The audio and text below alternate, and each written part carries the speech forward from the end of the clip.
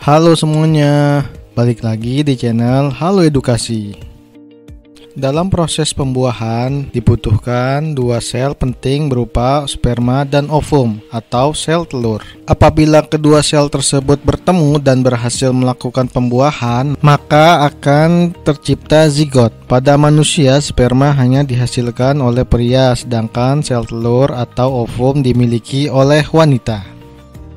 Jauh sebelum terjadi pembuahan, kita harus tahu tentang bagaimana atau asal dari kedua sel penting tersebut. Pada kesempatan kali ini akan dibahas lebih lanjut mengenai spermatogenesis. Sebelum membahasnya, jangan lupa untuk subscribe Halo Edukasi ya. Spermatogenesis berasal dari kata spermato, yaitu benih, dan genesis yang berarti pembelahan. Spermatogenesis merupakan proses pembentukan dari sel sperma di dalam testis pria. Dengan kata lain, spermatogenesis merupakan suatu proses gametogenesis yang terjadi pada pria dengan cara melakukan pembelahan meiosis dan mitosis. Proses ini dialami oleh sperma dan terjadi di bagian tubulus seminivirus atau testis. Di dalam dinding tubulus seminivirus ini terdapat banyak sel yang tersebar secara acak disebut dengan sel Sertoli. Sel ini berfungsi memberikan makanan untuk sel sperma yang belum matang. Dapat disimpulkan jika spermatogenesis yaitu tahap atau fase sperma hingga matang di epididymis. Nantinya setiap satu spermatogonium menghasilkan 4 sperma matang. Berikut ini tahapan proses pembentukan sperma. Spermatogonium. Tahap pertama yang terjadi pada spermatogenesis ini dihasilkan oleh testis. Bentuk dari spermatogonium adalah 46 kromosom dan 2N kromatid. Spermatosit primer. Di tahap ini, spermatosit primer terbentuk dari 46 kromosom dan 2N kromatid. Spermatosit sekunder. Pada tahap ketiga ini terjadi perubahan spermatosit primer karena terjadi pembelahan secara meiosis. Spermatosit sekunder terbentuk dari 23 kromosom dan juga 1N kromatid.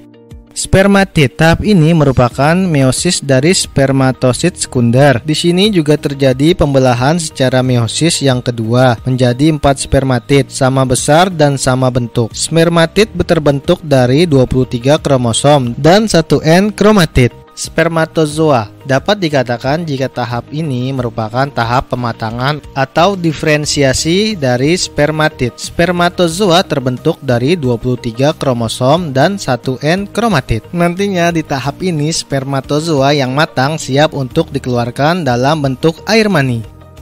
Seluruh proses pembentukan sperma ini mulai dari belum matang hingga akhirnya siap untuk dikeluarkan membutuhkan waktu 74 hari. Tahap pembentukan sel sperma ini terjadi secara terus-menerus selama seorang pria hidup.